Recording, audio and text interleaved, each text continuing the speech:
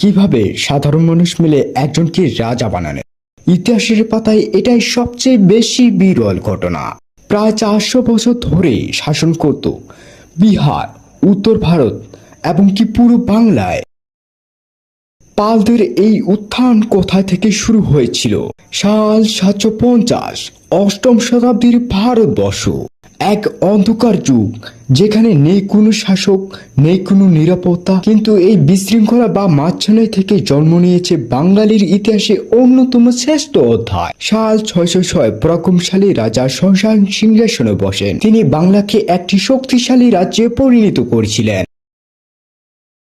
কিন্তু 637 খ্রিস্টাব্দে তার মৃত্যুর পর এমন কোন যোগ্য উত্তরসূরি ছিলেন না যিনি পুরো রাজ্যকে এক সুতায় গেঁথে রাখতে পারে। কেন্দ্রীয় শাসন এই সুযোগে অরাজকতার সৃষ্টি করে। রাজা শশাঙ্কের মৃত্যুর পর বাংলার দুর্বলতার সুযোগ নিয়ে চারপাশ থেকে বৈদেশিক শত্রুরা আক্রমণ শুরু করে বাংলায়। যেমন কামরূপের রাজা ভাস্কর বর্মা, কর্ণেজের রাজা হর্ষনাথ এবং তিব্বতের শাসকরা বারবার বাংলাকে আক্রমণ করে। এই ঘন ঘন আক্রমণের ফলে প্রশাসনিক কাঠামো পুরোপুরি ভেঙে যায়। কেন্দ্রে কোন শক্তিশালী রাজা না থাকলেও ছোট ছোট অঞ্চলে জমিদার সামন্ত রাজারা নিজেকে স্বাধীন ঘোষণা করে। কেন্দ্রে কোনো শক্তিশালী রাজা না থাকলেও ছোট ছোট অঞ্চলে জমিদার বা সামন্ত রাজারা নিজেকে স্বাধীন ঘোষণা করে। তারা একের উপরে রাজ্য দখলের নেশায় মগ্ন হয়ে পড়ে।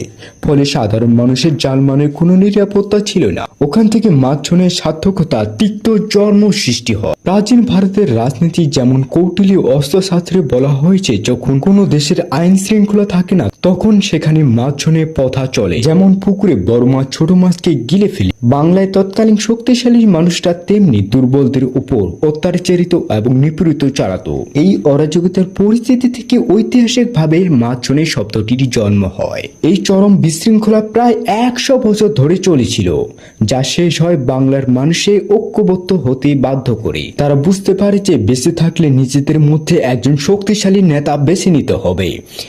আর সেই উপলব্ধি থেকে জন্ম নেয় পাল সাম্রাজ্য। সাল 719 বরেন্দ্র অঞ্চলে উর্বর সবুজ সেই জমি, প্রাচীন ধ্বংসাবশেষের উপর দিয়ে জন্ম হয় একটি শিশুর। নাম তার গোপাল। শৈশব থেকে তখন মেধাবী এবং বীর সাহসী। তার দাদা দ্বৈত বিষ্ণু ছিলেন একজন প্রখণ্ড মেধাবী।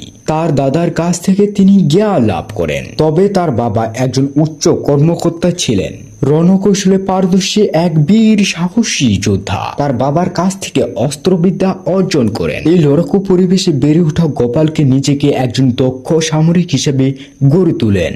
তার বাবা বপ্পট মূলত বরেন্দ্র, বর্তমানে উত্তরবঙ্গ, বগুড়া, রাজশাহী অঞ্চলের একজন প্রভাবশালী সামরিক নেতা ছিলেন। শশাঙ্কের মৃত্যুর পর যখন বাংলায় কোনো কেন্দ্রীয় শাসক ছিলেন না, তখন স্থানীয় শক্তিশালী যোদ্ধারা নিজ নিজ এলাকায় রক্ষা করতেন। এমনি বপ্পট ছিলেন সেই স্তরের একজন নেতা। তবে লোকমুখে শোনা যায় বপ্পট একজন শত্রু নৃশংসা হিসেবে পরিচিত লাভ করেছিলেন। তার এই সামরিক প্রভাবে পরবর্তী তার ছেলেকে রাজা হিসেবে নির্বাচিত করতে সাহায্য করেছিল। আপনার কি মনে হয় তার বাবা সামরিক খ্যাতি ছাড়া গোপাল কি আসলে জনগণের সামর্থ্য পেত? উত্তর হবে একদম না। সাল 750 গোপালের বয়স যখন 31, প্রতিদিনের মতো গোপালও এই প্রান্ত থেকে ও প্রান্ত বাবার সাথে সৈনিক হিসেবে নিয়োজিত ছিল। এই চরম বিশৃঙ্খলা অবস্থা প্রায় 100 বছর মানুষকে কিভাবে শেষ করে ফেলেছে। আর বাংলায় তখন চারদিকে মানুষের হাহাকার দেখা